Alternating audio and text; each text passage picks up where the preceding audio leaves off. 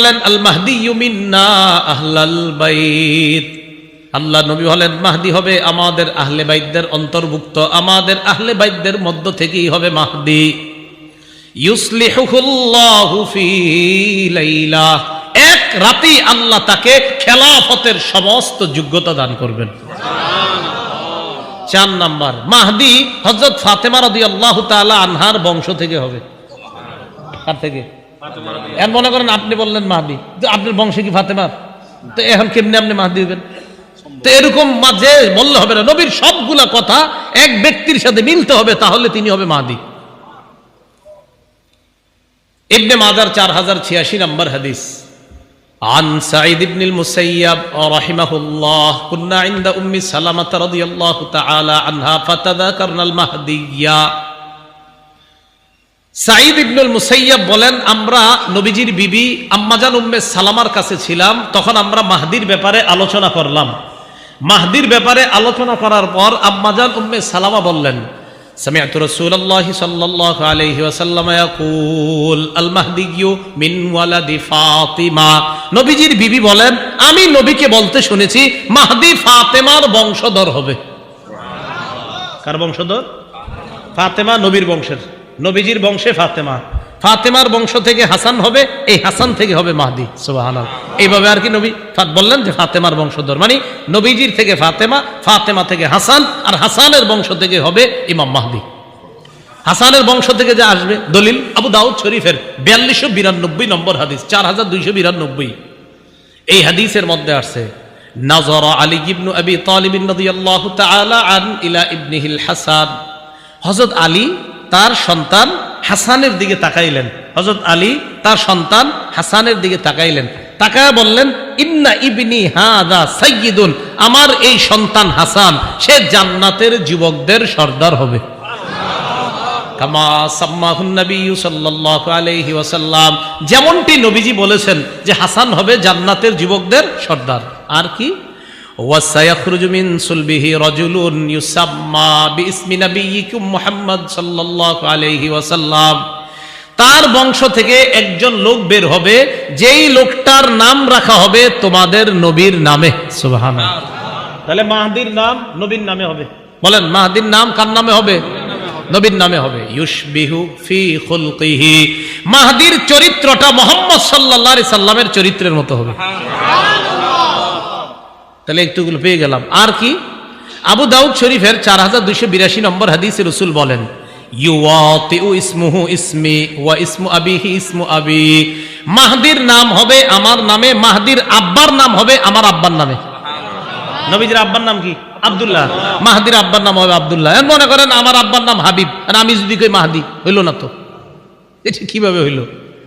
তাহলে মাহদি যিনি হবেন তার আব্বার নাম হবে আব্দুল্লাহ, মাহদি যিনি হবেন তার নাম হবে মুহাম্মদ, মাহদি যিনি হবেন তার কপাল হবে চওড়া, মাহদি যিনি হবেন তার নাকটা হবে উঁচু, মাহদি যিনি হবেন তাকে এক রাতে আল্লাহ খেলাফতের যোগ্য বানাবেন, মাহদি যিনি হবেন তিনি হযরত হাসানের বংশের হবেন, হযরত ফাতেমার বংশ হবেন, মুহাম্মদ সাল্লাল্লাহু আলাইহি সাল্লামের বংশের হবেন। মাহদির ব্যাপারে মোটামুটি ধারণাগুলো আমাদের মনে থাকবে না ইনশাআল্লাহ। তিনি পৃথিবীতে আসার পর চলতে থাকবে এভাবে। একদিন ফজরের নামাজের সময় ঈসা আলাইহিস সালাতু ওয়াস সালাম আয়েশা মসজিদে উপস্থিত হবেন। তো ঈসা নবীর আল্লাহ কোন জায়গায় রাখছে এখন? এই সেখান থেকে ঈসা নবীর আবার পাঠাবেন। এখন আসেন আবার কিয়ামতের মাঠে যাই। ঈসা নবীর কইসা মনে পড়েনি আপনার এই নিয়ামতগুলা দিছি, এক পর্যায়ে আপনারে আমি আসমানে উঠায় নিছি, বেঈমানদের থেকে, বনি ইসরাইলদের থেকে আমি আপনাকে সেভ করে নিজ দায়িত্বে আমি আল্লাহ আপনাকে দ্বিতীয় আসমানে উঠায় নিছি। সুবহানাল্লাহ। এগুলা বলার পর আল্লাহ কয়, আর স্মরণ করেন, ওয়াইয আওহাইতু ইলাল হাওয়ারিয়িনা আন আমিনু বি ওয়া বিরাসূলি, হাওয়ারিনদেরকে আমি আল্লাহ, হাওয়ারিনদের প্রতি আমি আল্লাহ উৎসাহ প্রদান করলাম, আমি তাদেরকে বুঝিয়ে দিলাম, আমি তাদের প্রতি এই মর্মে আমি তাদেরকে উৎসাহিত করলাম, তোমরা আমার উপর ঈমান আনো, আমার রাসূল ঈসার উপর তোমরা ঈমান আনো। 12 জন ধোপা ঈসা নবীর উপর ঈমান আনে। কয়জন ধোপা? কাপড় দিত, তাফসীরের মধ্যে আছে কাপড় দিত, এরকম 12 জন লেখছে আর কি। হাওয়ারিয়ুন, এটা হাওয়ারি শব্দের বহুবচন। হাওয়ার শব্দের অর্থ হলো দেয়ালে সাদা চুনা দেয় না, দেয়ালে সাদা চুনা দেয়, এই সাদা চুনার মতো যে সাদা, এটাকে বলা হয় হাওয়ার। কথা হলো হাওয়ারিয়ুন ঈসা নবীর অনুসারীদেরকে কেন বলা হয়? মুফাসসিরিন কেরাম লেখেন, দেয়ালে সাদা চুনা দিলে যেমন দবদবে সাদা হয়, ওই ঈসা নবীর 12 জন অনুসারী দবদবে সাদা পোশাক সবসময় পরিধান করত, এই জন্য তাদেরকে হাওয়ারি বলা হয়। এই হাওয়ারিরা ঈসা আলাইহিস সালাতু ওয়াস সালামের উপর ঈমান আনলেন। ক্বালু আমান্না, তারা বললেন আমরা ঈমান আনলাম। ওয়াশহাদ বিআন্নানা মুসলিমুন, ঈসা নবীকে বললেন আপনি সাক্ষী থাকেন আমরা মুসলমান। এই কথা বলার পর আল্লাহ পাক রব্বুল আলামিন বলেন, আশ্চর্য ঘোষণার কথা বলেন।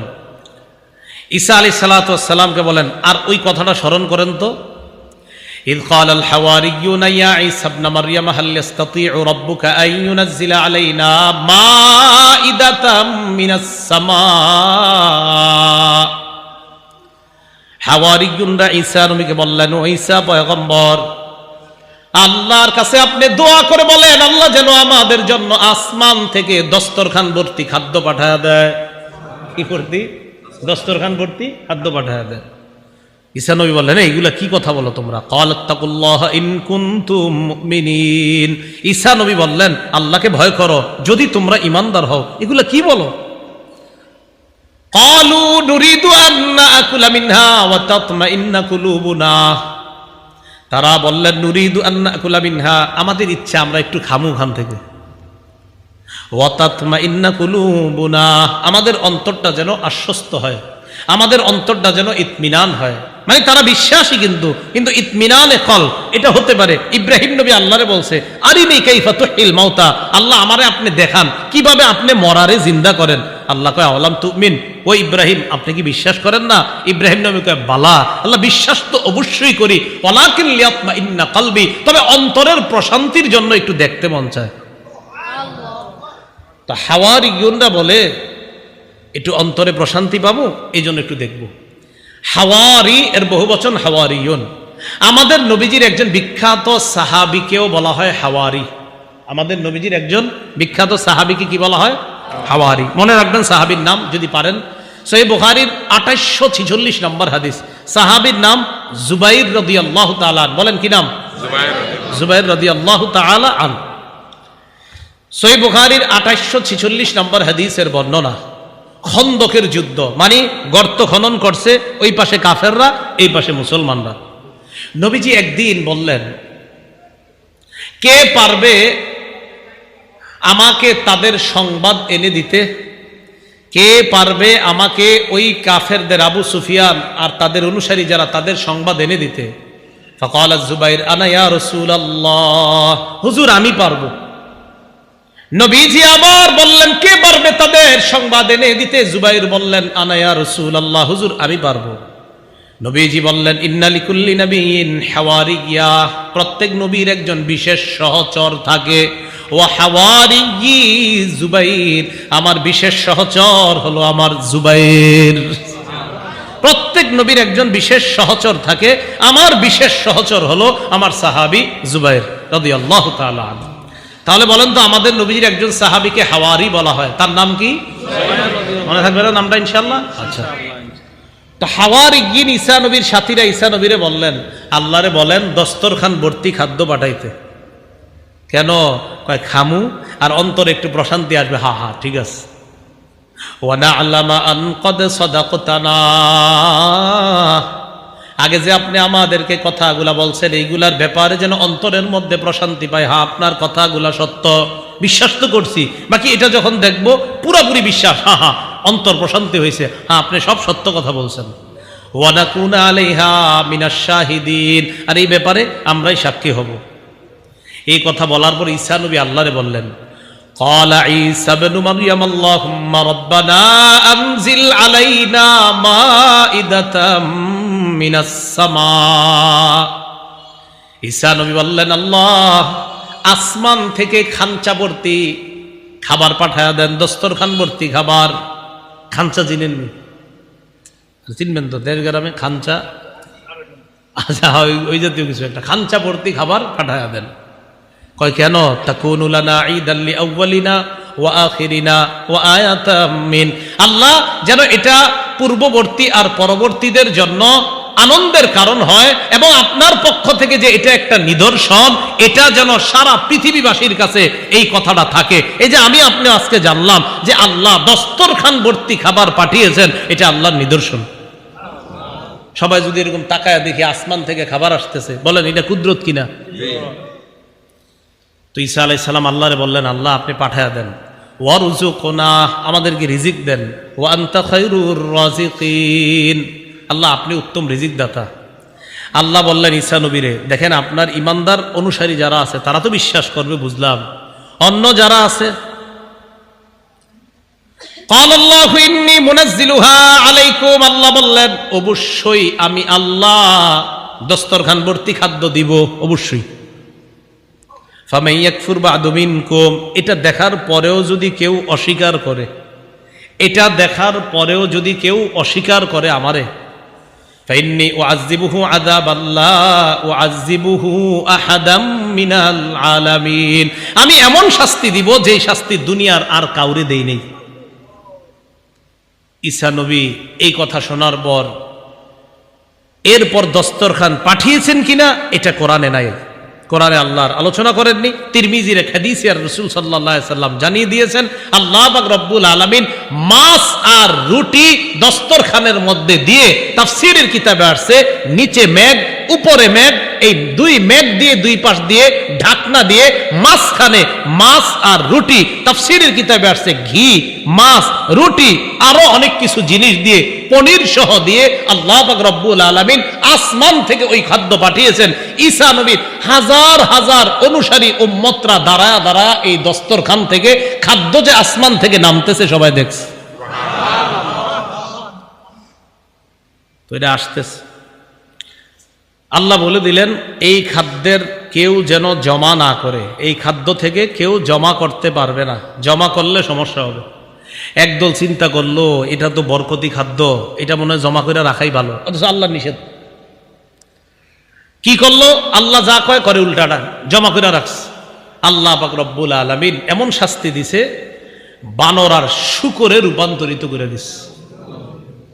হ্যাঁ, শূকরে রূপান্তরিত করে দিছে। এমন ভাবে শূকর হয়েছে, আপনার এই বউয়ের পাশে শুয়ে রয়েছে শূকর, কথাও বলে, মানুষের মতো কথা বলতে পারে, কানতে পারে, কিন্তু শূকর হয়ে গেছে। আর কয় যে আমরা ঠিক করি নাই, অন্যায় করছি, ভুল করছি। ওই যে আল্লাহ বলে দিছেন এরপরেও যদি বিশ্বাস না করে এমন শাস্তি দিব যেই শাস্তি আর দুনিয়ার কাউরে দেই নাই। তো সাবধান করে দেন, আমি পাঠাচ্ছি, অবিশ্বাস করলে কিন্তু খবর আছে।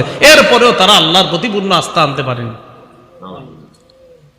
তো আল্লাহ কিয়ামতের মাঠে ঈসা নবীরে কয় আপনার এগুলা মনে পড়েনি, এই নেয়ামতগুলো আমি আপনারে দিছি।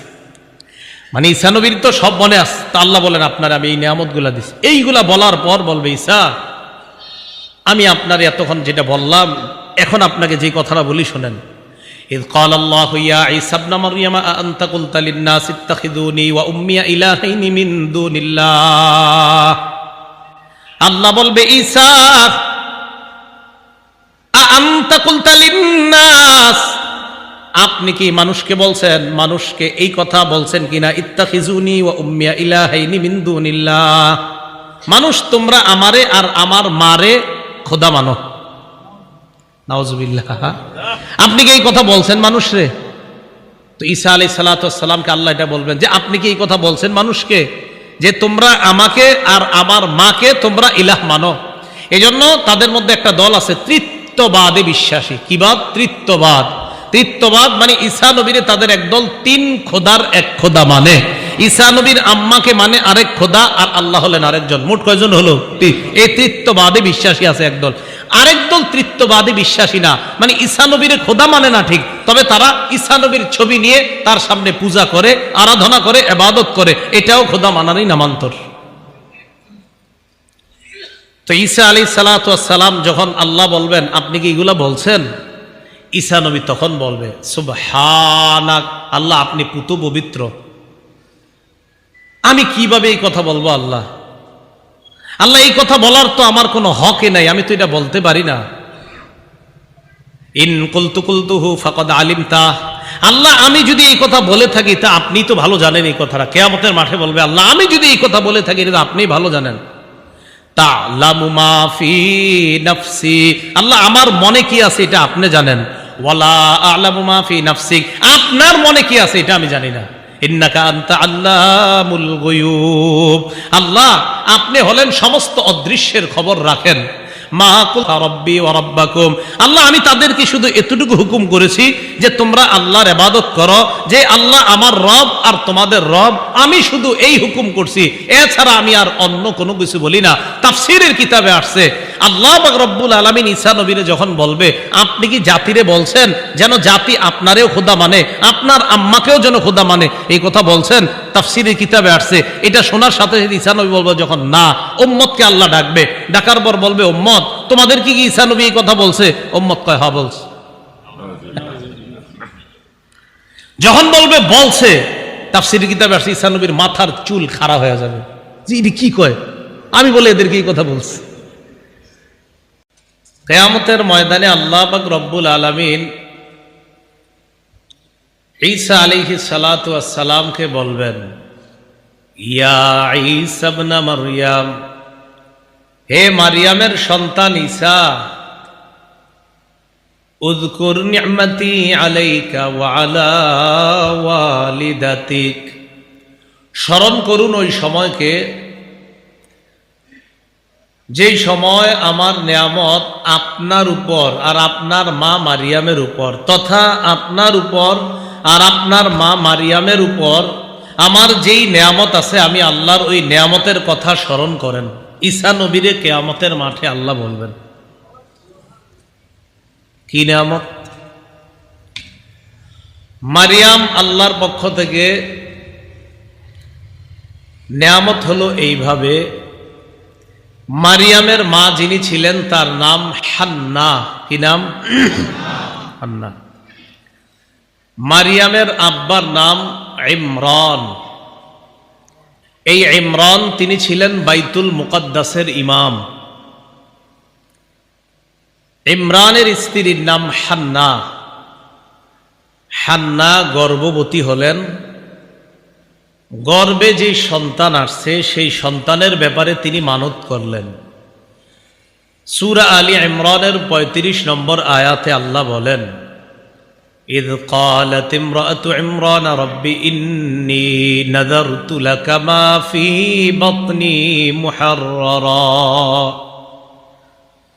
আল্লাহ আমার পেটে যেই সন্তান,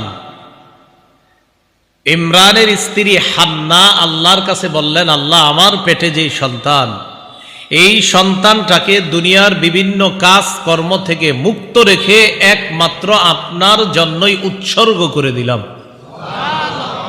সন্তান এখনো দুনিয়াতে আসে নাই, পেটে থাকতেই। ফালাম্মা ওয়াদাআতহা ক্বালাত রাব্বি ইন্নী ওয়াদাতুহা উনসা, মারিয়ামের মা হান্না যখন সন্তান প্রসব করলেন, সমস্যা হচ্ছে, হান্না যখন সন্তান প্রসব করলেন, সন্তান প্রসব করার পর দেখলেন তার সন্তান একটা মেয়ে। তো হান্না তখন বললেন ইন্নী ওয়াদাতুহা উনসা, আল্লাহ আমি তো কন্যা সন্তান প্রসব করলাম, আমি না মানত করেছিলাম এটারে দুনিয়া থেকে মুক্ত রেখে আপনার জন্য মানত করে দিলাম, উৎসর্গ করে দিলাম, এখন দেখি আমার মেয়ে সন্তান। ওয়াল্লাহু আ'লামু বিমা ওয়াদাআত, মারিয়ামের মা যে মেয়ে সন্তান জন্ম দিছে এটা সবচেয়ে ভালো জানে আল্লাহ। তো আল্লাহ এটা জানে। ওয়ালাইসাত যাকারু কাল উনসা, আল্লাহ বলেন কিছু পুরুষ আছে যারা নারীদের মতো না। আরে তোমার যে মেয়ে হয়েছে এটা তো সাধারণ মেয়ে না, হাজারো পুরুষ আছে এমন যারা তোমার এই মেয়ের সমপর্যায়েরও হওয়ার সম্ভাবনা না। এমন অনেক পুরুষের চাইতো তোমার এই মেয়েকে আমি আল্লাহ দামি বানিয়েছি। যদিও তোমার এটা মেয়ে, হাজারো পুরুষ থেকে তোমার মেয়ে হবে দামি। তো আল্লাহ বললেন ওয়ালাইসা যাকারু কাল উনসা, সব পুরুষ নারীর মতো না, মানে অনেক পুরুষ আছে এমন আর অনেক নারী আছে এমন, ইবাদত করতে করতে একটা নারী এমন পর্যায়ে পৌঁছে যায় যে একটা পুরুষ ইবাদতে তার সমপর্যায়ের হতে পারে না। আল্লাহ বলেন, আমি তো তোমাকে এমন এক মেয়ে দান করেছি, আবেদা হবে, জাহেদা হবে, তাহেরা হবে, পবিত্র হবে। শুধু তাই নয়, আল্লাহ পাক মারিয়ামকে ওই জগতে, গোটা জগতের নারীদের উপর শ্রেষ্ঠত্ব দান করেছে। ওই যে কিয়ামতের মাঠে আল্লাহ ঈসা নবীরে কয়, তোমার মার প্রতিও আমার নেয়ামত আছিল, তোমার উপরও আমার নেয়ামত আছিল, এটা স্মরণ করো তুমি। তোমার আম্মারেও আমি দুনিয়াতে আনছি, তোমার নানু চাইছিল একটা ছেলে হোক, কিন্তু তোমার নানিরে আমি দিছি মেয়ে। ঈসা নবীর নানি হান্না চাইছিল একটা ছেলে হোক, তো তোমার নানিরে দিছি মেয়ে। এটা আমি আল্লাহ নেয়ামত, কারণ তোমার মাকে গোটা জগতের উপর আমি শ্রেষ্ঠত্ব দান করেছি। আল্লাহ পাক রব্বুল আলামিন ঈসা আলাইহিস সালাতু ওয়াস সালামের উপর যে নেয়ামত দান করেছেন সেটা কি? অনেকগুলা নেয়ামত ঈসা নবীর উপর আল্লাহর। এর মধ্যে একটা হলো ঈসা আলাইহিস সালাতু ওয়াস সালামকে আল্লাহ বাবা ছাড়া কুদরতি ভাবে কুন ফায়াকুন, হও হয়ে গেছে, এই কালিমার মাধ্যমে ঈসা নবীকে বাপ ছাড়া দুনিয়াতে এনে পুরা জগতে আল্লাহ তার কুদরত প্রকাশ করছেন। ভালো করে মনে রাখবেন, এই পৃথিবীতে মানুষ সৃষ্টি আল্লাহ করেছেন, এর মধ্যে 4টা পদ্ধতি পাওয়া যায়। বলেন কয়টা? 4টা। 1 নাম্বার, কোন নারী পুরুষ ছাড়াই আল্লাহ প্রথম আদম আলাইহিস সালাতু ওয়াস সালাম রে বানাইছে। নারী পুরুষ ছাড়াই আল্লাহ কুদরতি ভাবে বানাইছে। কোন নবীরে? আদম আলাইহিস সালাম। 2, পুরুষের পাজর থেকে আম্মা হাওয়াকে বানাইছে, মানে আদম নবীর পাজর থেকে আম্মাজান হাওয়া আলাইহিস সালাতু ওয়াস সালামকে বানাইছে। তাহলে প্রথম যারে বানাইছে কোন নারী পুরুষের সংমিশ্রণ প্রয়োজন হয়নি। দ্বিতীয় যাকে বানাইলেন আল্লাহ, আদম নবীর পাজর থেকেই বানিয়ে দিয়েছেন। 3, আমরা যারা বর্তমান পৃথিবীতে আছি, স্বামী স্ত্রীর বৈধ এক পদ্ধতিতে, আল্লাহ প্রদত্ত এক পদ্ধতিতে মানুষ সৃষ্টির যে ধারাবাহিকতা আল্লাহ রেখেছেন, রাখবেন, এটা আরেকটা। ওটা হলো 3টা। 4, বাবা ছাড়া শুধু মায়ের পেট থেকে আল্লাহ তার কুদরত প্রকাশ করেছেন, ঈসা নবীকে বাপ ছাড়া দুনিয়াতে সৃষ্টি করেছে। ওটা হলো এই 4 পদ্ধতি। তো ঈসা নবীরে আল্লাহ বললেন, এটা তো তোমার মার প্রতি নেয়ামত, তোমার আম্মারে আমি এমন বানাইলাম, আর তোমার প্রতি আমার নেয়ামত আছে, এটাও স্মরণ করো। কি নেয়ামত? তোমার আম্মা জনগণ থেকে আড়াল হয়ে পূর্ব দিকে চলে গেছে। ফান্তাবাজাত মিন আহলিহা মাকানান শারকিয়া, তোমার আম্মা পূর্ব দিকে চলে গেছে। পূর্ব দিকে চলে যাওয়ার পর ফাত্তাখাযাত মিন দুনিহিম হিজাবা, মারিয়াম তার মাঝে আর জনগণের মাঝে একটা পর্দা দিলেন। মুফাসসিরিনে কেরাম বলেন, পর্দা দেওয়ার 2টি কারণ হতে পারে। 1, গোসল করার জন্য। 2, পর্দা দিয়েছেন তিনি মানুষ থেকে আলাদা হয়ে একা একই নির্জনে আল্লাহর ইবাদত করার জন্য। তো মারিয়াম যখন সেখানে পর্দার আড়ালে গেলে, যাওয়ার পর ফারসালনা ইলাইহা রূহানা, আমি আমার রূহকে পাঠায়া দিলাম সেখানে, তথা জিবরিল আমিনকে পাঠাইলাম।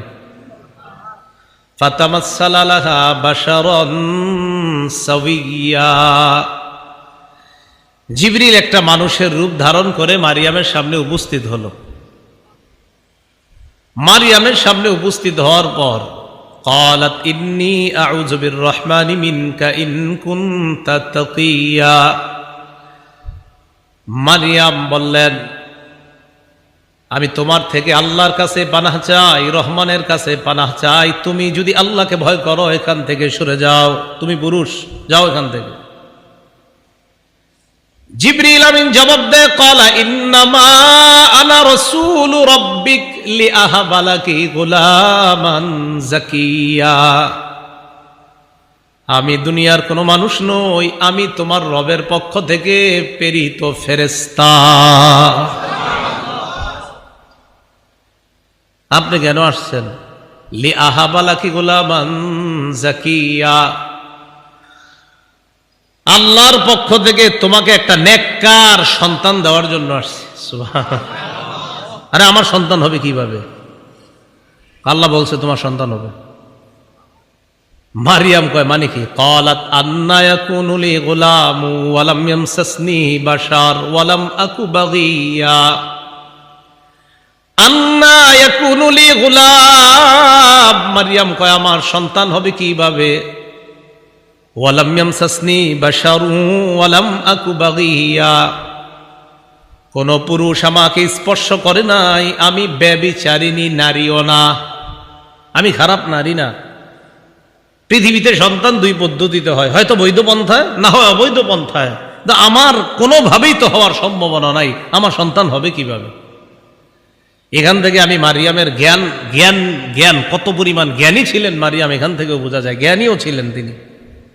জবাবটা দিলেন কি? জ্ঞান সুলভ জবাব, যে বৈধ পন্থায় স্বামী হতে হয় অথবা অবৈধ পন্থায়, কোনো পন্থাই তো না, তা আমার সন্তানটা হবে কিভাবে? জিবরিল আমিন বললেন কাযালিক, ব্যাপারটা এমনই। সুবহানাল্লাহ। ক্বালা রাব্বুকি হুয়া আলাইয়া হাইয়ুন হুয়া আলাইয়া হাইয়িন, তোমার রব বলেছেন আমি আল্লাহর কাছে এটা একদম সহজ। ওয়ালিনাজালাহু আয়াতাল লিন্নাস, এটা আমি কেন করব জানো? আমি ঈসাকে গোটা জগতের জন্য নিদর্শন বানাবো। কিয়ামতের মাঠে আল্লাহ বলবে ঈসা তোমার প্রতি যে আমার নেয়ামত, এই নেয়ামতকে স্মরণ করো, আমি তোমারে বাবা ছাড়া কুদরতিভাবে দুনিয়াতে আনছি। এই কথা ঈসা আলাইহিস সালাতু ওয়াস সালামকে আল্লাহ বলবেন। আর কি বলবেন? ও ঈসা আলাইহিস সালাতু ওয়াস সালাম তার মায়ের পেটে গেছে, যাই হোক, যাওয়ার পর নেয়ামতটা কিরকম, যাওয়ার পর তার মা পেটে নিলেন। ফাআজা আহল মাখাদু ইলা জিযইন নাখলা, প্রসব বেদনা তাকে খেজুর গাছের গোড়ায় নিয়ে গেছে। এটাকে বাইতুল লাহাম বলা হয়, আর খ্রিস্টানরা সম্ভবত এটাকে বেতেল হাম বলে। সেখানে যাওয়ার পর মারিয়াম যখন সন্তান প্রসব করবে, প্রসব বেদনা তাকে সেখানে নিয়ে গেল। সেখানে যাওয়ার পর জায়গাটা ছিল একটু উঁচু, তো সেখানে যাওয়ার পর মারিয়াম সেখানে বসা। ক্বালাত ইয়া লাইতানি মিত্তু ক্বাবলা হাযা, মারিয়াম কয় হায়, এই অবস্থার আগে যদি আমি মইরা যাইতাম।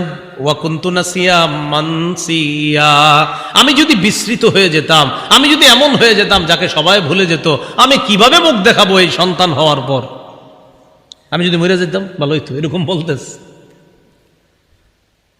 ফানাদাহা মিন তাহতিহা আল্লা তাহজানি কদ জাআলা রাব্বুকি তাহতাকি সারিয়া, নিচ থেকে কে যেন ডাক দেয়া কয় মারিয়াম পেরেশান হয়েও না, চিন্তিত হয়েও না, এগুলো বইল না, এইসব বলার কোনো দরকার নাই। তুমি নিচে তাকায় দেখো, আল্লাহ একটা উৎস তৈরি করে দিয়েছে। তাকায় দেখে পানির একটা উৎস তৈরি হয়ে গেছে। উপরে খেজুর গাছ, নিচে পানি, নাও খালি খেজুর খাইবা আর ওখান থেকে পানি খাইবা।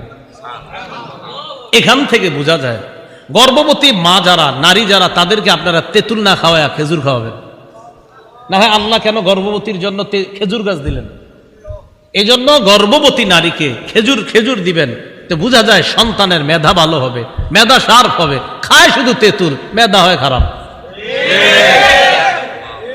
মাথা রাখবেন।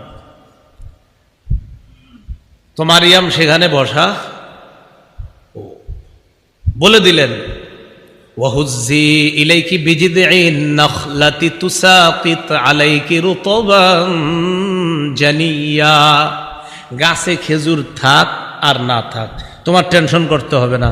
তোমার যখন খিদা লাগবে শুধু নাড়া দিবা, তাজা খেজুর তুসাকিত আলাইকি রুতবান জানিয়া, তাজা খেজুর তোমার সামনে এসে পড়বে। তোমার কাজ এখানে থাকা। সন্তান এসে গেছে। এখন সন্তান যখন আসছে, আসার আগে আল্লাহ বলে দিলেন আর কি কি করতে হবে। ফাকুলি ওয়াশরবি ওয়াকর্রি আইনা, খাও, পান করো, চোখ শীতল করো। ফাইম্মা তারাইন্না মিনাল বাশারি আহাদা, কোনো মানুষ যদি দেখো, এরা ঝামেলা করবে তোমার সন্তান বাচ্চারে দেখলে। ফাকুলি ইন্নী নাযারতু লির-রহমানি সাওমা, তুমি বলবা আমি রহমানের জন্য মানত করলাম। সৌমা মানে হলো কথাবার্তা কোনো মানুষের সাথে বলবো না, এই কথাবার্তা বলা থেকে আমি মানত করলাম। ওই যুগে কথাবার্তা না বলাটাকেও সৌম বলা হতো। ফালান উকাল্লিমাল ইয়াওমা ইনসিয়া, আমি কোনো মানুষের সাথে কথা বলতে পারবো না। তো এই কথা আল্লাহ বলে দিলেন, কোনো পুরুষ কোনো মানুষের সাথে দেখা হলে এটা বলবা। ফাতাত বিহি কওমাহা তাহমিলু, বাচ্চা কোলে নিয়ে এলাকায় আসছে। ক্বালু ইয়া মারইয়ামু লাকাদ জিতি শাইআন ফারিয়া, ছি ছি মারিয়াম, তুমি কি করলা? তো ভারী অন্যায় করছো, মহা অন্যায় কাম, মানে দেখাই শুরু করে দিস, তুমি এটা কি করলা? আর স্বাভাবিকভাবে আপনারাও এটা করতেন। আল্লাহ শিখাই দিছে কিছু বলবা না, তুমি খালি চুপচাপ থাকবা, বলবা আমি কথা বলি না, মানত করছি, এবার চুপচাপ থাকবা, কিচ্ছু বলবা না। জনগণ আইসা মারিয়ামকে খালি ডিস্টার্ব করতেছে। ইয়া উখতা হারুনা মা কানা আবুকি ইমরাআ সাউই ওয়া মা কানাত উম্মুকি বাগিয়া, ও হারুনের বোন, তোমার বাবা ইমরান তো এত খারাপ ছিল না, মনে আসেনি? ইমরান বাইতুল মুকদ্দাসের ইমাম, যিনি মারিয়ামের বাবা ছিলেন, ও মনে রাখেন মারিয়াম দুনিয়াতে আসার আগেই তার বাবা মারা গিয়েছে। মারিয়াম দুনিয়াতে আসার আগেই তার বাবা মারা গিয়েছে। মারিয়ামকে যিনি লালন পালন করেছে তিনি জাকারিয়া আলাইহিস সালাতু ওয়াস সালাম। জাকারিয়া নবী হলেন হান্না, যিনি মারিয়ামের আম্মা, এই হান্নার ভগ্নিপতি, তার মানে মারিয়ামের খালু। তো মারিয়ামের প্রতি আল্লাহর নেয়ামত আরো আছে, অনেক নেয়ামত আছে। মারিয়ামকে মৌসুম ছাড়া আল্লাহ ফল খাওয়াইছে, খানা খাওয়াইছে, অনেক নেয়ামত আছে। মারিয়াম যখন এলাকায় আসছে, এলাকায় আসার পর তারা বলতেছে ও হারুনের বোন। একটু মনে রাখেন হারুনের বোন দ্বারা কি উদ্দেশ্য? হারুনের বোন দ্বারা দুটি উদ্দেশ্য হতে পারে। এক, হারুন নবী যিনি মুসা নবীর ভাই, হারুন নবী, এই হারুন নবীর বংশের সিলসিলার কোনো এক বোন লাগে মারিয়াম। মানে যাইতে যাইতে যাইতে আমার ভাই অমুকে অমুকের ভাই, এরকম যাইতে যাইতে হারুন নবীর অনেক পিছনে গিয়ে তার ভাই সম্পর্কে হয় হারুন নবী। সরাসরি ভাই না, কিন্তু আপন ভাই না, মানে আপনার ভাই অমুকে অমুকের ভাই অমুকে অমুকের ভাই অমুকে, এরকম। সেই হিসাবে তিনি হারুন নবীর বোন। তো এলাকার লোকেরা বলতো আর কি, ও হারুনের বোন, মানে হারুন নবীর বংশের বোন তুমি, মানে হারুন নবীর বংশের একজন বোন, ওই বংশের বোন তুমি, এই হিসাবে তাকে হারুনের বোন বলতো। এক। দুই, অথবা মারিয়ামের বংশেরই কেউ হারুন নামে ছিল, যে তার ভাই হিসাবে বিখ্যাত ছিল হারুন, সেই হিসাবে হারুনের বোন। তাহলে যদি মুসা নবীর ভাই নবী হারুন হয় তাহলে কিন্তু আপন ভাই না, অনেক পরে গিয়ে কোনো না কোনো ভাবে ভাইয়ের সম্পর্কে ভাই, এরকম। আর যদি বলেন আপন ভাই তাহলে হবে হয়তো মারিয়ামের কোনো আপন ভাই হারুন ছিল নামে, অথবা তারই বংশের কোনো হারুন নামে ভাই ছিল। কথাটা মনে থাকবে তো? তো জনগণ বলল হারুনের বোন, তোমার বাবা তো এত খারাপ না, আর তোমার মাও তো খারাপ নারী ছিল না, তুমি এরকম হইলা কিভাবে? তো চুপচাপ, আল্লাহ তো বলছে কথা বলবেন না। ফাশারাত ইলাইহি, ইঙ্গিত করে দিস কি আমি কোনো কথা বলবো না, ওই ঈসার সাথে কথা বলো। ঈসা মানে দুধ পান করতেছে, মায়ের কোলে আস, ছোট মানুষ, 3 দিন বয়স অথবা 40 দিন বয়স, একই কথা বলবে। জনগণ বাচ্চার দিকে তাকায় কয়, ক্বালু কাইফা নুকাল্লিমু মান কানা ফিল মাহদি সাবিয়া, কোলের বাচ্চার সাথে আমরা কিভাবে কথা বলবো? ঈসা নবীর ডিস্টার্ব হইতেছে, এত আওয়াজ। মাথাটা সরাইলেন, সরায় বললেন ক্বালা ইন্নী আবদুল্লাহ।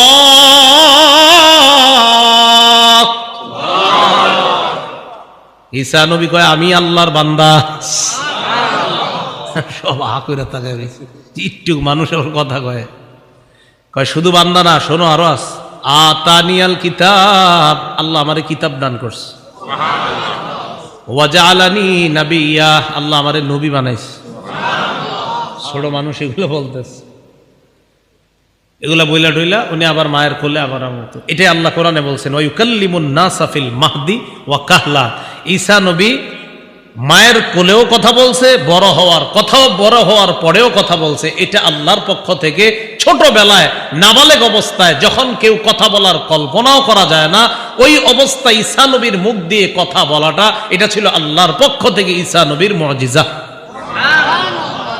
কিয়ামতের মাঠে আল্লাহ কয়, ঈসা তোমার প্রতি যে নিয়ামত আর তোমার আম্মার প্রতি যে নিয়ামত এটা স্মরণ করো। তাহলে মনে বুঝে আসছে নিয়ামতগুলা এই। হ্যাঁ, আর কি? ইয আইয়াতুকা বিরূহিল কুদুস, স্মরণ করো যখন আমি তোমাকে রূহুল কুদুস দ্বারা শক্তিশালী করলাম। এই রূহুল কুদুস দ্বারা কি উদ্দেশ্য? রূহুল কুদুস দ্বারা উদ্দেশ্য হলো জিবরিল আলাইহিস সালাতু ওয়াস সালাম।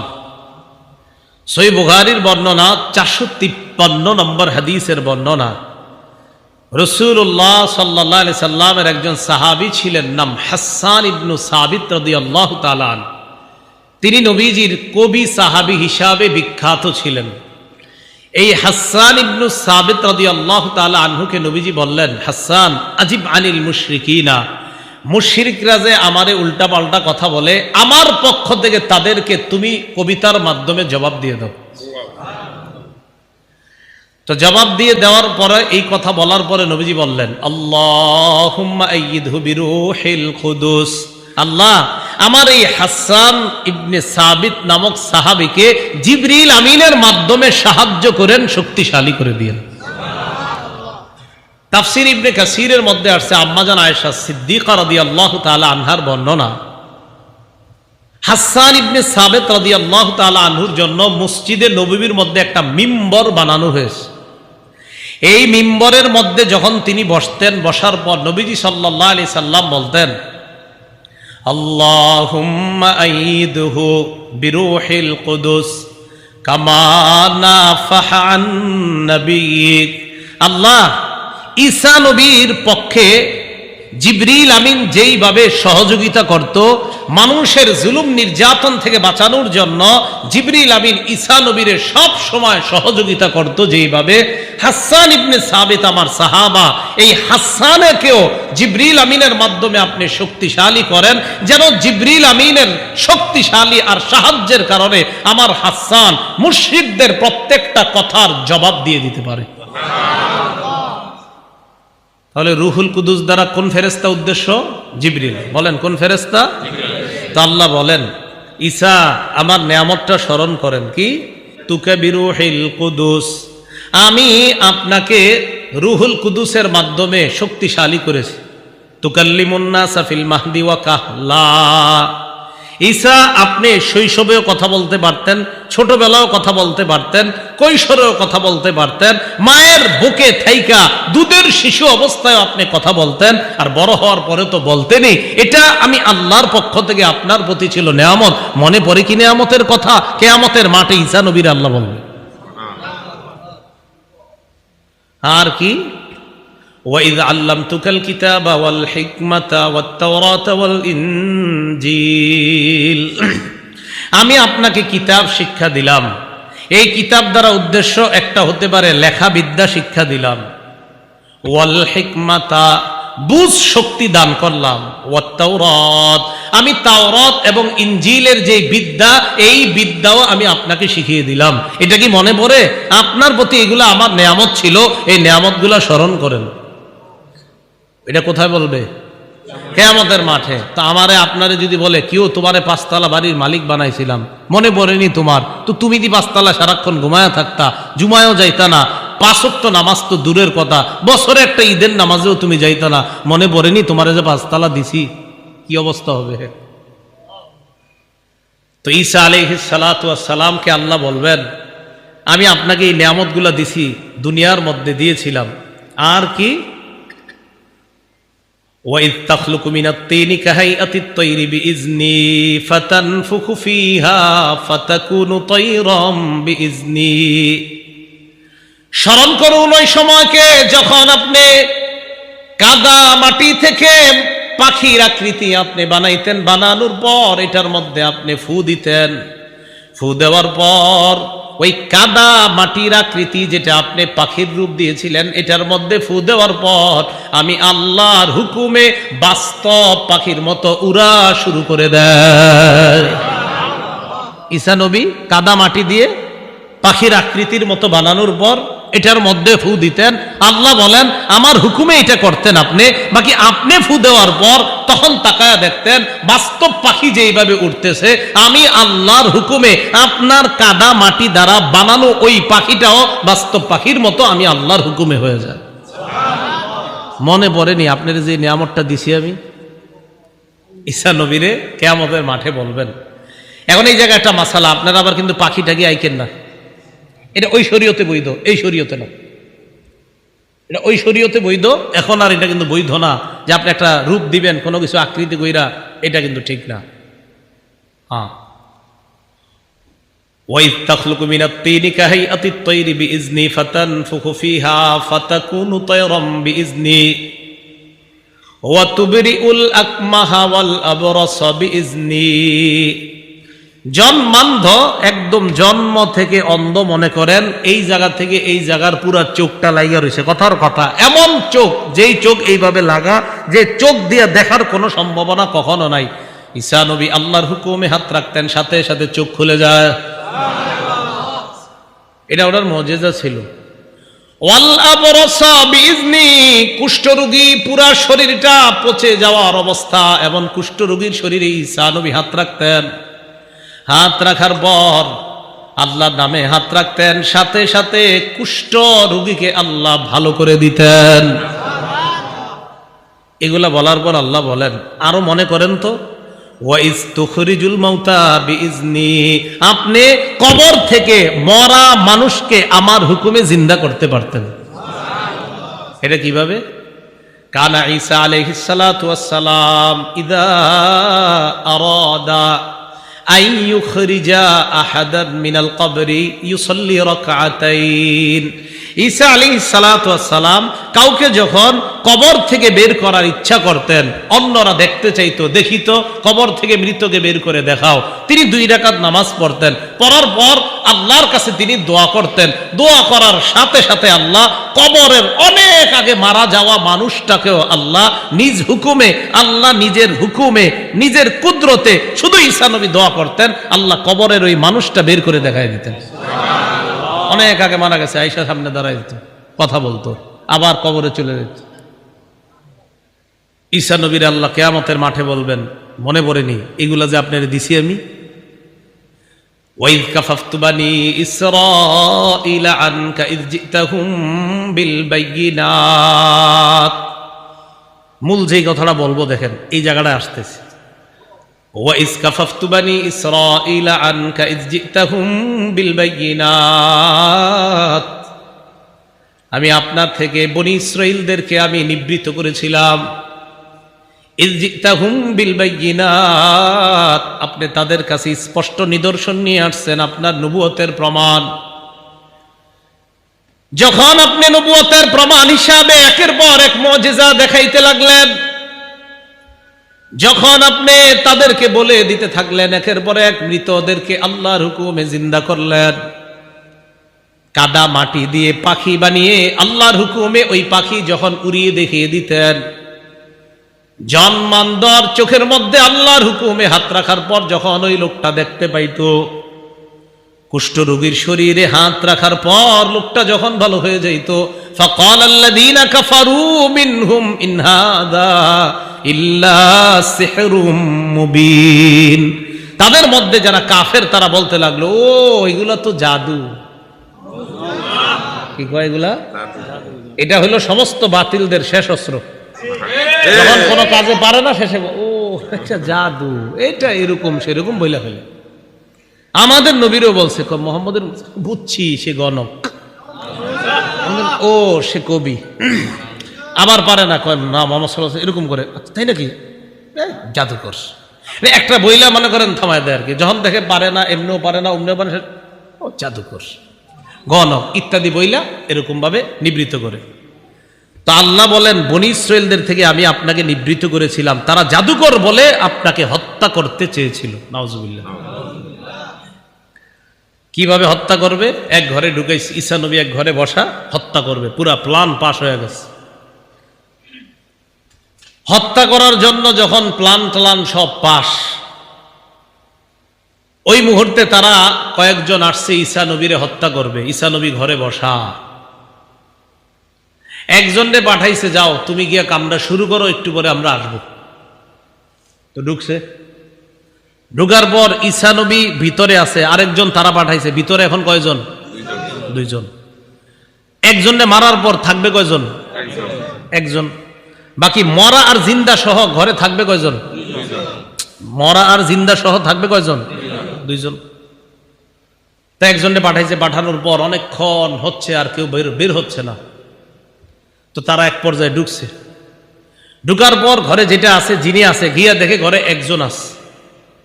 ওই একজনের রূপটা ঈসা নবীর মতো দেখতে। তারে তারা ধরল, ধরার পর শুলিতে চড়াইল, চড়ানোর পর তাকে তারা শুলিবিদ্ধ করে হত্যা করলো। হত্যা করার পর তাদের মধ্যে দুই গ্রুপ। এক গ্রুপ কয়, আচ্ছা একটা কথা, কি ভিতরে তো ছিল দুইজন, মারলাম একজন রে, আরেকজন কো? যদি আমগো লোকরে মাইরা থাকি তো ঈসা কো, আর ঈসারে মাইরা থাকলে আমগো লোক কো? এটাই আল্লাহ বলেন, ওয়ামা কাতালুহু ওয়ামা সালাবুহু।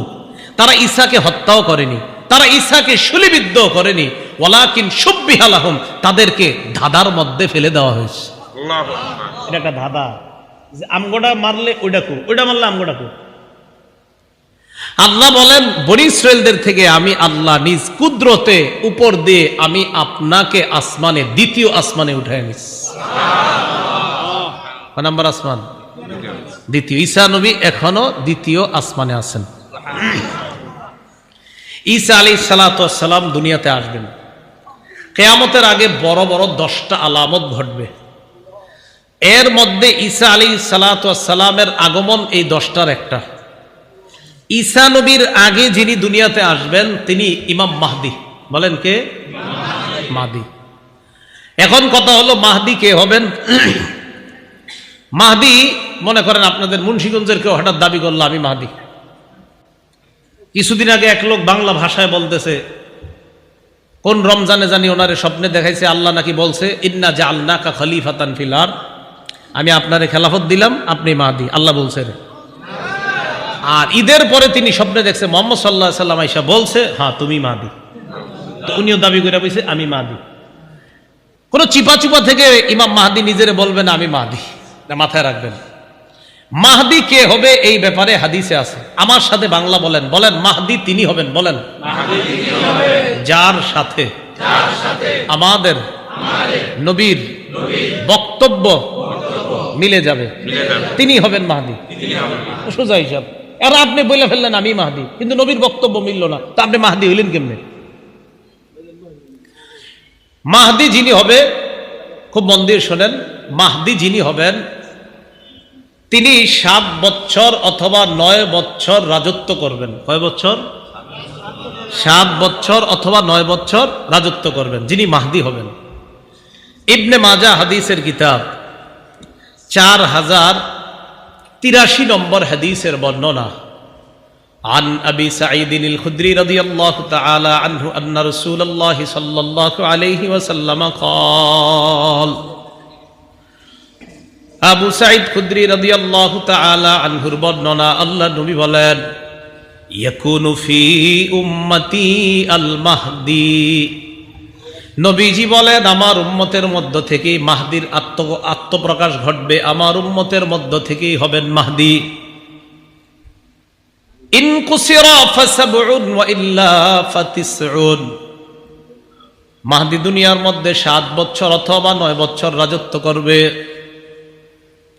ফাতানআমু ফীহি উম্মতি নি'মাতান লাম ইয়ানআমু মিসলাহা কত্তু, মাহদির সময়ে আমার উম্মত এত প্রাচুর্যের অধিকারী হবে, এত সম্পদের অধিকারী হবে, আমার উম্মত ইতিপূর্বে এত পরিমাণ সম্পদের মালিক কখনো হয় নাই, মাহদির সময়ে যত পরিমাণ সম্পদের মালিক হবে। তো নবীজি এটা বলার পর বলেন কি হবে জানো? তুতি উকুলাহা, মাটি তার যত দামি দামি খনিজ পদার্থ আছে মাটি বের করে দিবে মানুষে, নাও নাও নাও এগুলো নিয়ে যাও। ওয়াল মালু ইয়াউমা ইযিন কুদুস, নবী বলেন তখন মাল হবে এত পরিমাণ জমা জমা হয়ে পড়ে থাকবে। ফায়াকুমুর রাজুলু ফায়াকুলু ইয়া মাহদি আতিনি, কোন ব্যক্তি দাঁড়াবে, দাঁড়ানোর পর ওই সম্পদের সামনে দাঁড়ায় বলবে, ও মাহদি আমারে কিছু দেন। মাহদি বলবে, খোঁজ, আপনার যা মন চায়, যত পরিমাণ মন চায় নেন, নিতে থাকেন। তাহলে এই হাদিস থেকে বুঝলাম মাহদি যিনি হবেন তিনি 7 বছর বা 9 বছর রাজত্ব করবেন। তার সময়ে সারা পৃথিবীর মানুষ এত পরিমাণ প্রাচুর্যের অধিকারী হবে যে এত পরিমাণ সম্পদ ইতিপূর্বে এই উম্মত কখনো লাভ করে নাই। এ হলো একটা। দ্বিতীয়, মাহদি যিনি হবেন তাকান, তার কপালটা হবে চওড়া উজ্জ্বল, নাকটা হবে উঁচু। কপালটা হবে চওড়া উজ্জ্বল, নাকটা হবে উঁচু। আর মাহদি কি করবেন? পুরা পৃথিবীতে ইনসাফ এবং ন্যায় বিচারে ভরে দিবেন। আবু দাউদ শরীফের 4285 নম্বর হাদিসের বর্ণনা। عن أبي سعيد الخدري رضي الله تعالى عنه أن رسول الله صلى الله عليه وسلم قال নবীজি বলেন, আল মাহদিয়ু মিন্নি, মাহদি আমার বংশ থেকে হবে। আজলাল জাবহা, মাহদির কপালটা হবে চওড়া উজ্জ্বল। আকনাল আনফি, মাহদির নাকটা হবে উঁচা। ইয়ামলাউ ফিল আরদি কিসতান ওয়া আদলা কামা মুলিআত জাওরান ওয়া যুলমা, পুরা পৃথিবীর মধ্যে পাশবিকতা, জুলুম, নির্যাতনার পাশবিকতার জয় জয়কর অবস্থা যখন হবে, ওই সময়ে মাহদি পুরা পৃথিবীতে ইনসাফ আর ন্যায় বিচারে পরিপূর্ণ করে দিবেন। পুরা পৃথিবীতে জুলুম যদি হয়, বিপরীতে মাহদি পুরা পৃথিবীতে ইনসাফ কায়েম করবেন। তাহলে দ্বিতীয়টা বুঝলাম। 1 নাম্বার, মাহদি যিনি হবেন 7 বছর বা 9 বছর রাজত্ব করবে, তার সময় উম্মত সবচেয়ে বেশি নিয়ামতের অধিকারী হবে।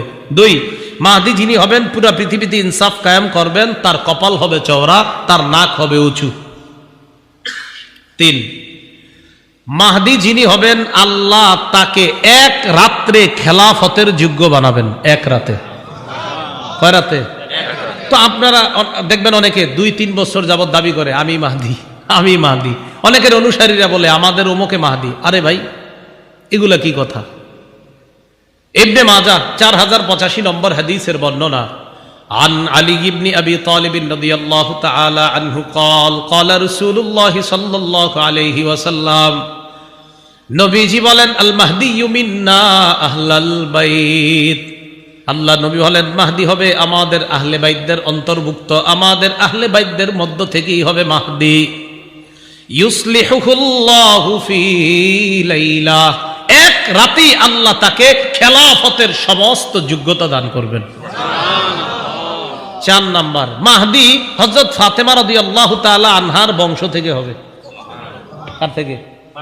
এখন মনে করেন আপনি বললেন মাহদি, তো আপনার বংশে কি ফাতেমার? তো এখন কেমনে আপনি মাহদি হবেন? তো এরকম মাঝে বললে হবে না। নবীর সবগুলা কথা এক ব্যক্তির সাথে মিলতে হবে, তাহলে তিনি হবে মাহদি। ইবনে মাজাহ 4086 নম্বর হাদিস। عن سعيد بن المسيب رحمه الله كنا عند أم سلمة رضي الله تعالى عنها فتذكرنا المهدية। সাঈদ ইবনুল মুসাইয়াব বলেন, আমরা নবীজির বিবি আম্মাজান উম্মে সালামার কাছে ছিলাম, তখন আমরা মাহদির ব্যাপারে আলোচনা করলাম। মাহদির ব্যাপারে আলোচনা করার পর আম্মাজান উম্মে সালামা বললেন, সামিআতু রাসূলুল্লাহি সাল্লাল্লাহু আলাইহি ওয়াসাল্লাম ইয়াকুল আল মাহদিয়্যু মিন ওয়ালাদি ফাতিমা, নবীজির বিবি বলেন, আমি নবীকে বলতে শুনেছি মাহদি ফাতেমার বংশধর হবে। কার বংশধর? ফাতেমা, নবীর বংশের, নবীজির বংশে ফাতেমা, ফাতেমার বংশ থেকে হাসান হবে, এই হাসান থেকে হবে মাহদি। সুবহানাল্লাহ। এইভাবে আর কি নবী বললেন যে ফাতেমার বংশধর, মানে নবীজির থেকে ফাতেমা, ফাতেমা থেকে হাসান, আর হাসানের বংশ থেকে হবে ইমাম মাহদি। হাসানের বংশ থেকে যে আসবে, দলিল আবু দাউদ শরীফের 4292 নম্বর হাদিস, 4292।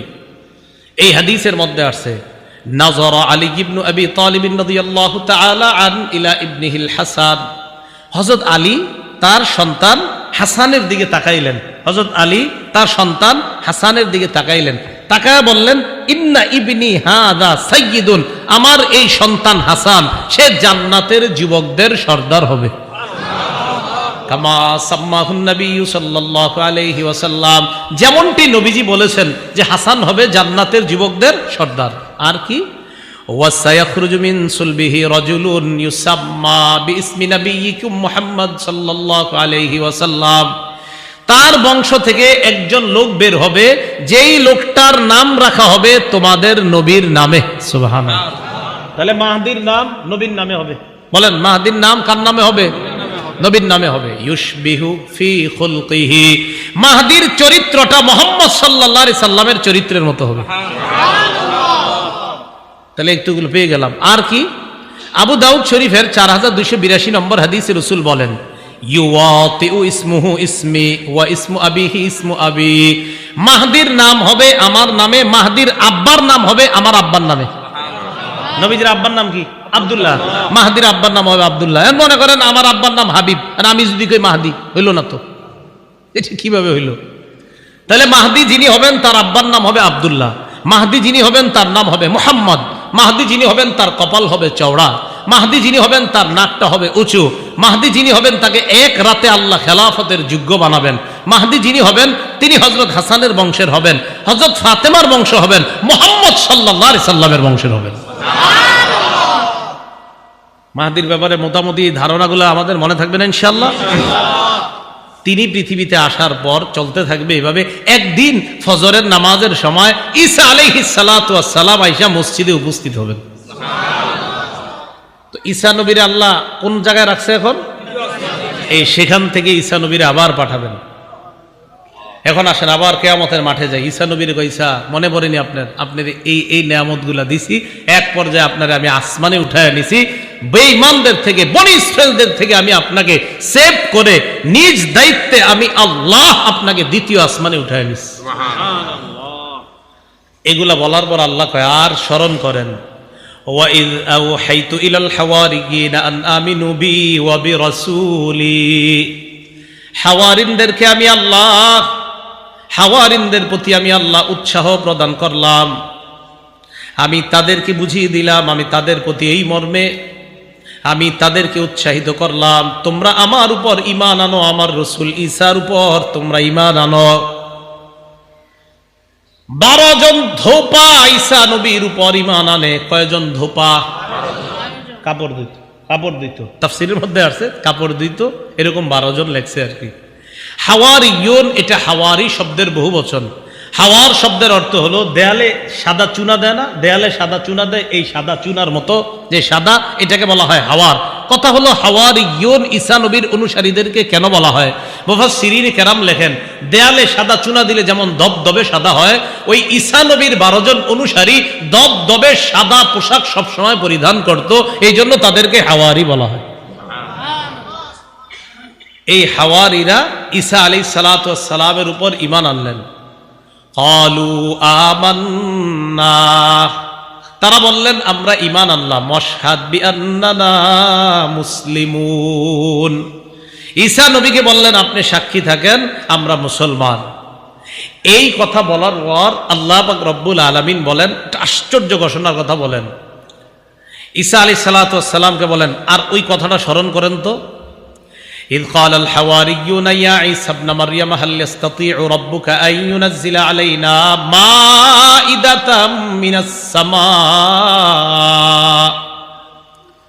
হাওয়ারিয়ুনরা ঈসা নবীকে বললেন, ও ঈসা পয়গম্বর, আল্লাহর কাছে আপনি দোয়া করে বলেন আল্লাহ যেন আমাদের জন্য আসমান থেকে দস্তরখান ভর্তি খাদ্য পাঠায় দেয়। কি ভর্তি? দস্তরখান ভর্তি খাদ্য পাঠায় দেয়। ঈসা নবী বললেন, এইগুলা কি কথা বলো তোমরা? ক্বালাত্তাকুল্লাহ ইন কুনতুম মুমিনিন, ঈসা নবী বললেন আল্লাহকে ভয় করো যদি তোমরা ঈমানদার হও। এগুলা কি বলো? ক্বালু নুরিদু আন নাকুলা মিনহা ওয়া তাতমাইন্না কুলুবুনা, তারা বললেন নুরিদু আন নাকুলা মিনহা, আমাদের ইচ্ছা আমরা একটু খামু খান থেকে। ওয়া তাতমাইন্না কুলুবুনা, আমাদের অন্তরটা যেন আশ্বস্ত হয়, আমাদের অন্তরটা যেন ইতমিনান হয়। মানে তারা বিশ্বাসী কিন্তু ইতমিনানে কল এটা হতে পারে। ইব্রাহিম নবী আল্লাহরে বলছে, আরিনি কাইফা তুহিল মাউতা, আল্লাহ আমারে আপনি দেখান কিভাবে আপনি মরারে জিন্দা করেন। আল্লাহ কয় আওয়ালাম তুমিন, ও ইব্রাহিম আপনি কি বিশ্বাস করেন না? ইব্রাহিম নবী কয় বালা, আল্লাহ বিশ্বাস তো অবশ্যই করি, ওয়ালাকিন লিয়াতমাইন্না কলবি, তবে অন্তরের প্রশান্তির জন্য একটু দেখতে মন চায়। তো হাওয়ারিয়ুনরা বলে একটু অন্তরে প্রশান্তি পাবো এই জন্য একটু দেখবো। হাওয়ারি এর বহুবচন হাওয়ারিয়ুন। আমাদের নবীজির একজন বিখ্যাত সাহাবীকেও বলা হয় হাওয়ারি। আমাদের নবীজির একজন বিখ্যাত সাহাবীকে কি বলা হয়? হাওয়ারি। মনে রাখবেন সাহাবীর নাম যদি পারেন। সহিহ বুখারীর 2846 নম্বর হাদিস, সাহাবীর নাম জুবাইর রাদিয়াল্লাহু তাআলা। বলেন কি নাম? জুবাইর রাদিয়াল্লাহু তাআলা আন। সহিহ বুখারীর 2846 নম্বর হাদিসের বর্ণনা, খন্দকের যুদ্ধ, মানে গর্ত খনন করছে, ওই পাশে কাফেররা, এই পাশে মুসলমানরা। নবীজি একদিন বললেন, কে পারবে আমাকে তাদের সংবাদ এনে দিতে? কে পারবে আমাকে ওই কাফেরদের, আবু সুফিয়ান আর তাদের অনুসারী যারা, তাদের সংবাদ এনে দিতে?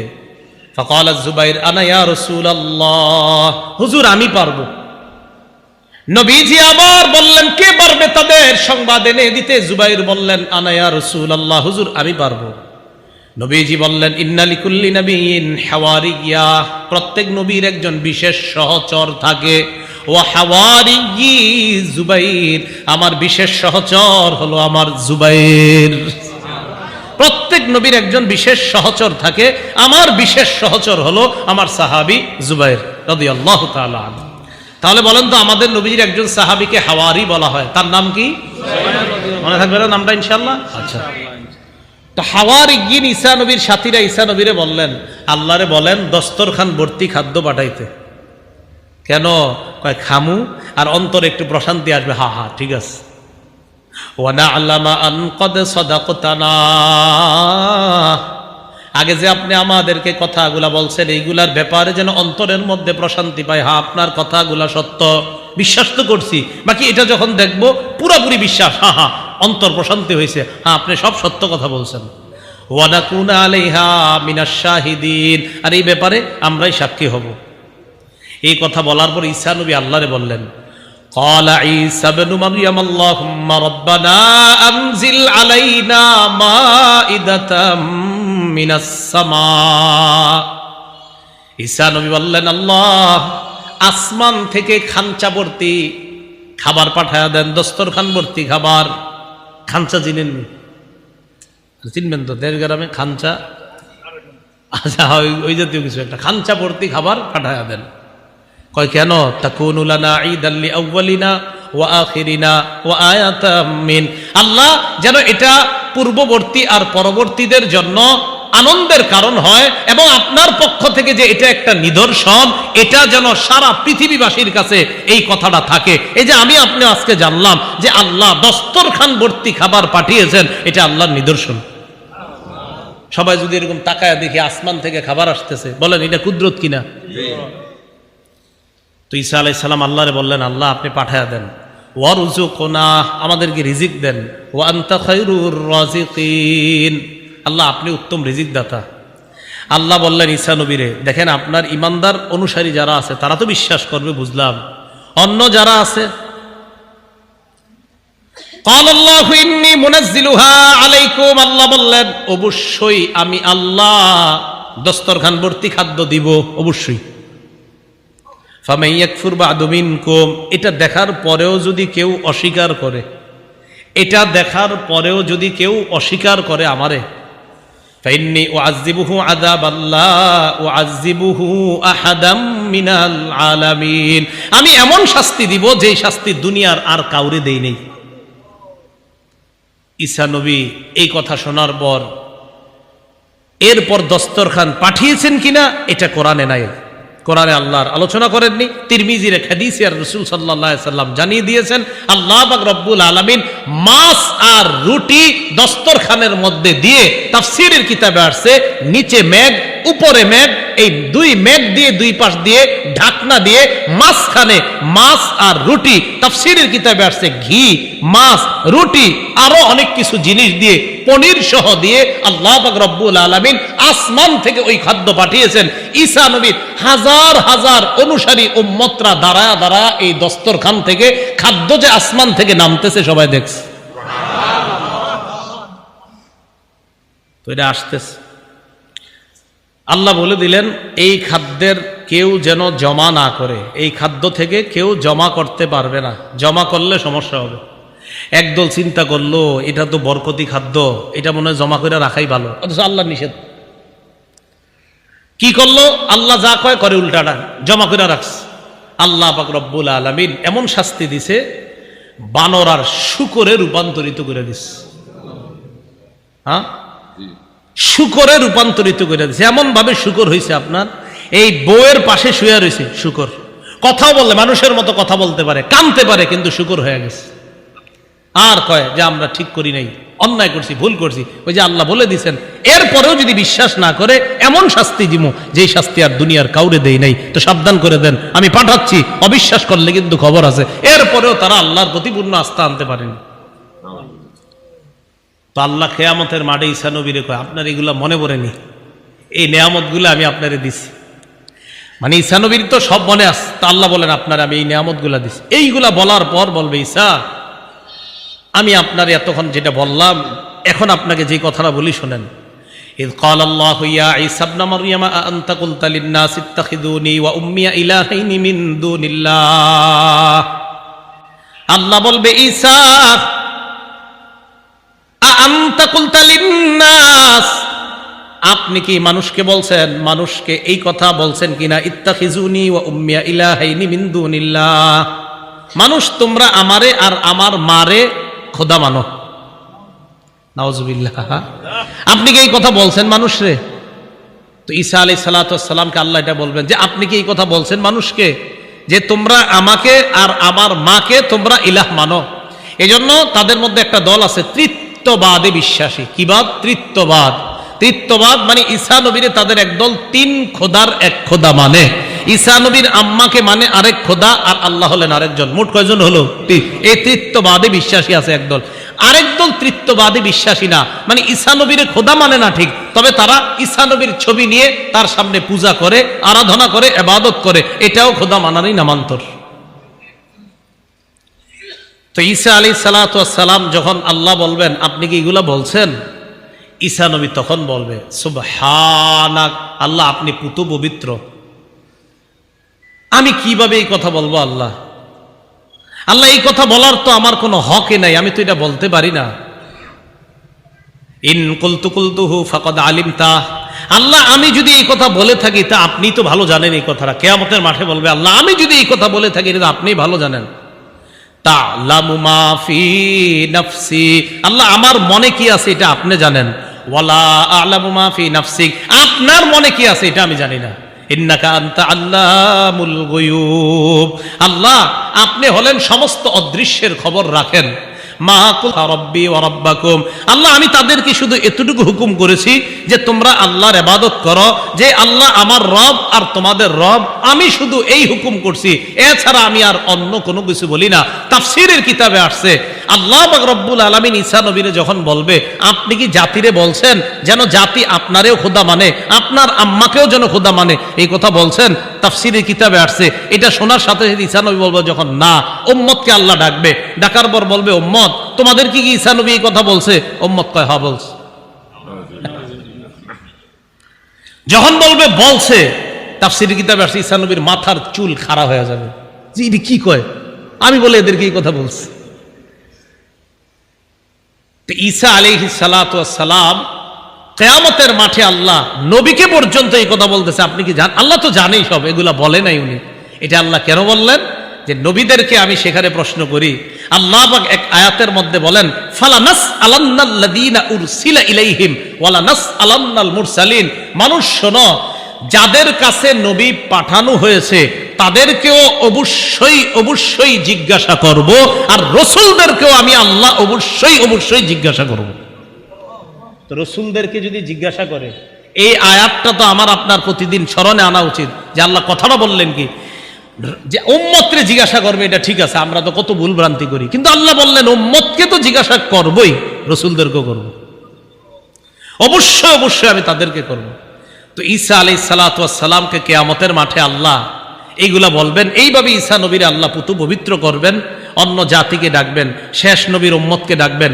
নূহ নবীর সাথেও তার জাতি এইভাবে গাদ্দারি করবে, নূহ নবীর জাতিকেও আল্লাহ ডাকবেন, ডাইকা বলবে তোমাদেরকে নূহ নবী দাওয়াত দেয় নাই? বলবে না। নূহ নবীরে ডাক দিবে, আপনি দাওয়াত দিয়েছেন? হ্যাঁ আল্লাহ দাওয়াত দিচ্ছে। তারা বলে না।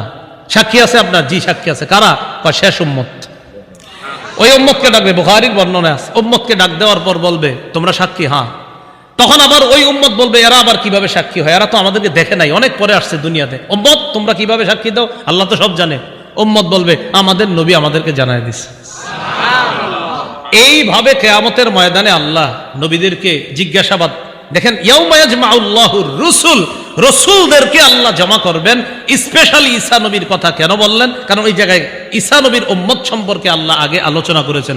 বুঝাইতে চাইলাম পুরো আলোচনাটা থেকে, উম্মতকে জিজ্ঞাসাবাদ করাটা এটা একটা সাধারণ বিষয়, আমগুলো তো জিজ্ঞাসা করবে, কারণ আমরা কত ভুল করি, কিন্তু আল্লাহ নবীদেরকে পর্যন্ত জিজ্ঞাসাবাদ করবে। তাহলে ভাই জিজ্ঞাসাবাদের যে ব্যাপারটা, এটা আমার আপনার প্রতিদিন স্মরণে আনা উচিত যে আমার আপনার উপর আল্লাহ কত নেয়ামত দান করেছেন, এই নেয়ামতের ব্যাপারেও কিন্তু আল্লাহ প্রশ্ন করবেন। তাহলে আসেন, ঈসা নবীরে বললেন আপনার প্রতি নেয়ামত, আপনার মায়ের প্রতি নেয়ামত একটু স্মরণ করেন। এবার কোরআনের সূরা তাকা